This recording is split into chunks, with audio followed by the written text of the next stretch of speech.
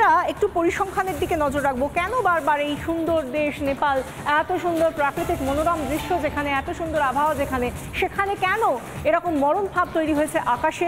কেন বিমান দুর্ঘটনা বারবার ঘটছে? কবে কবে ঘটলো এই সাম্প্রতিককালে? যদি একটু কয়েক বছর আগে আগে আমরা পিছিয়ে যাই, তাহলে কি এই ধরনের বিমান দুর্ঘটনার নজির রয়েছে? আমরা একটু সেইটা তারিখ সহ কোথায় কোথায় কজনের মৃত্যু হলো সেই প্রাণঘাতী বিমান দুর্ঘটনাগুলোর দিকে নজর রাখবো। নেপালে বিমান দুর্ঘটনা ফেব্রুয়ারি 2016 থেকে শুরু করছি। 23 জনের মৃত্যু হয়েছিল 2016-তে। এরপরে ফেব্রুয়ারি 2016-র পর মার্চ 2018, ঠিক 2 বছরের মাথায় 51 জনের মৃত্যু হয়েছিল। প্রত্যেকটা ক্ষেত্রেই কতজন মানুষ প্রাণ হারিয়েছে ভাবুন। মে 2022, 22 জনের মৃত্যু হয়েছিল, সব নেপালে।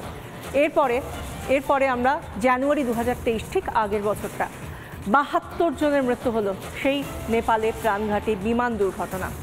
এবার আসি 24শে জুলাই, অর্থাৎ আজকের দিনে 2024, 18 জনের মৃত্যু হলো। এবং এক্ষেত্রে আমরা জানি না, যেখানে বিশ্বজুড়ে বারবার বলা হচ্ছে যে বারবার নেপালে এই ধরনের প্রাণঘাতী বিমান দুর্ঘটনা হচ্ছে, নেপালের অসামরিক বিমান প্রতিরক্ষা দপ্তর থেকে কি ব্যবস্থা নেওয়া হচ্ছে? কেন বারবার এই ধরনের ঘটনা ঘটার পরেও টনক নড়ে না প্রশাসনের? আদৌ কি এই এত নিন্দার ঝড়ের পরেও থামবে এই প্রাণঘাতী বিমান দুর্ঘটনা? বিশাখা, যে বিমান দুর্ঘটনাগুলির কথা বারবার বলছিল এবং যে বিমান দুর্ঘটনাগুলি ঘটেছে, সেখানে দাঁড়িয়ে সেই ভয়ঙ্কর ছবিগুলো আমরা একের পর এক দেখাবো এবং তারপর বিশেষজ্ঞদের সঙ্গে কথা বলবো এই ঘটনার পিছনে কি কারণ হয়েছে।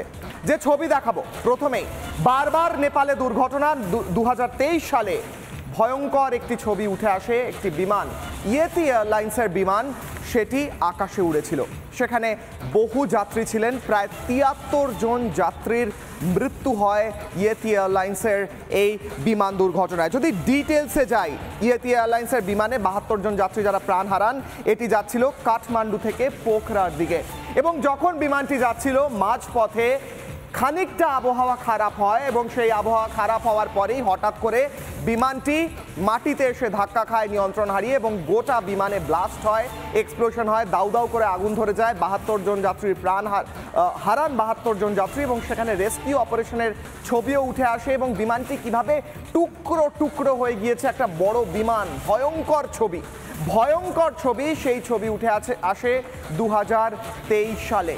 পাহাড়ের মধ্যে দিয়ে বহু মানুষ সেখানে যান, স্থানীয়রা প্রথমে যান, তাদের উদ্ধার করার চেষ্টা করেন। পরে নেপালের সেনাবাহিনী এসে উদ্ধার করার কাজে হাত লাগান। বিমানটিতে আগুন ধরে যায় পোখরায় যাওয়ার পথে অবতরণ করার সময়।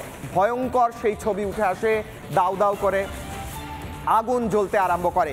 এছাড়াও আরও একটি ঘটনা, মাঝপথে আকাশে বিমান ধরে যায় নেপালে।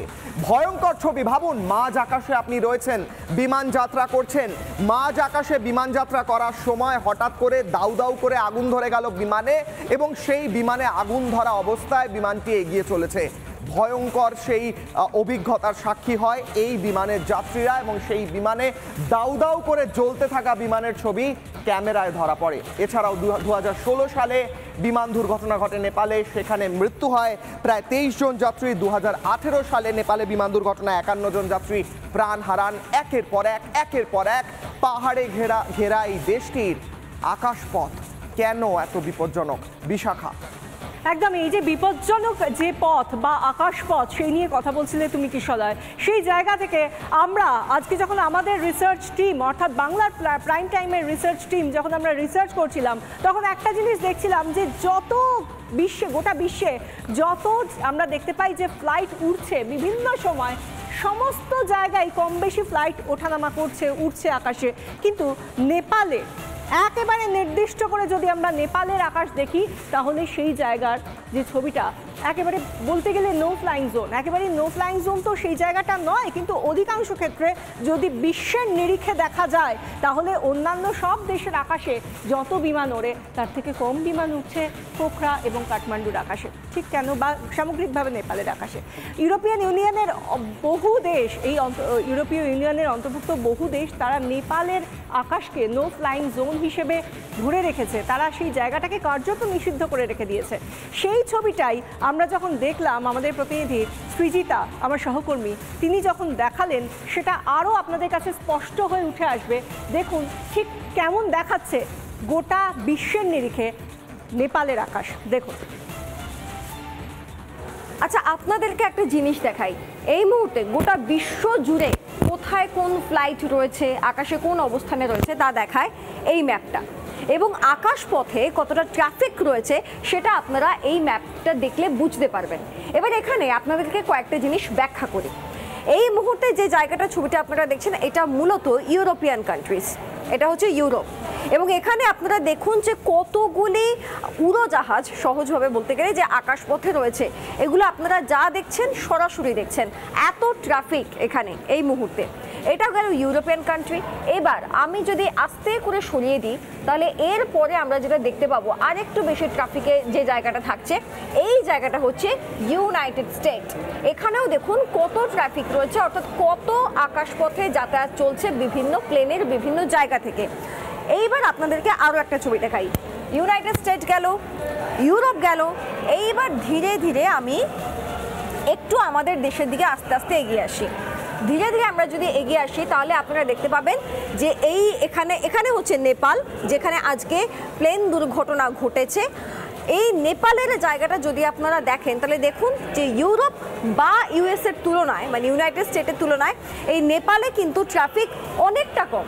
এমনকি ইন্ডিয়াতেও এই নেপালের থেকে অনেক অনেক বেশি পরিমাণ ট্রাফিক দেখতে পাওয়া যায়।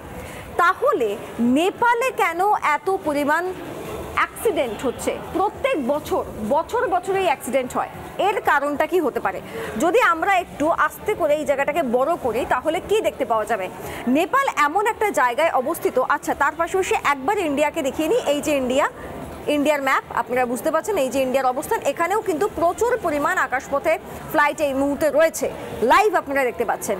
নেপালকে নিয়ে যে বিষয়টা বলছিলাম যে নেপালের মূল সমস্যা হচ্ছে বেশ কয়েকটা, তার মধ্যে যদি আমরা তিনটে বেছে নিই তাহলে নেপালের উপর দিয়ে যে হিমালয়ান রেঞ্জটা গেছে, এই হিমালয়ান রেঞ্জটা হচ্ছে একটা বড় সমস্যা। এটার জন্য একটা সমস্যা হতে পারে, পাহাড়ি এলাকা সেই কারণে সমস্যা হতে পারে। দুই হচ্ছে আপনারা জানেন যে বর্ষাকালে দৃশ্যমানতা খুব কম থাকে, পাহাড়ি এলাকায় আরও বেশি। যদি ফগ হয় তাহলে সেটা আরও বেশি হয়, সামনে কিছু দেখতে পাওয়া যায় না। এটা একটা সমস্যা। এবং নেপালের আরও একটা গুরুত্বপূর্ণ সমস্যা হতে পারে, সেটা হচ্ছে যে ধরনের ফ্লাইট ব্যবহার করা হচ্ছে, যে যন্ত্রপাতিগুলোকে ব্যবহার করা হচ্ছে তা উন্নত মানের নয়, অর্থাৎ পরিকাঠামোগতভাবে যথেষ্ট উন্নত নয়। আর তাই জন্যই যে ছবি আমরা ইউরোপ বলুন, ইউএস বলুন, বা ইভেন ইন্ডিয়া, যদি আমরা ইন্ডিয়াতেও তাকাই তাহলেও যে পরিমাণ ফ্লাইট প্রত্যেকদিন ওড়ে তাতে এত পরিমাণ দুর্ঘটনার খবর পাওয়া যায় না যেটা পাওয়া যায় নেপালের ক্ষেত্রে। এই মুহূর্তে নেপাল একেবারে পরিষ্কার আমরা দেখতে পাচ্ছি, নেপালের আকাশ একদম পরিষ্কার, এখানে কোনো ফ্লাইটই নেই। সম্ভবত আজকের দুর্ঘটনার জন্য হয়তো এই পরিস্থিতি হয়ে রয়েছে। এই সমস্ত বিষয়গুলো, তিনটে মূল বিষয় নেপালে বারবার প্লেন দুর্ঘটনার একটা বড় কারণ হয়ে দাঁড়াচ্ছে।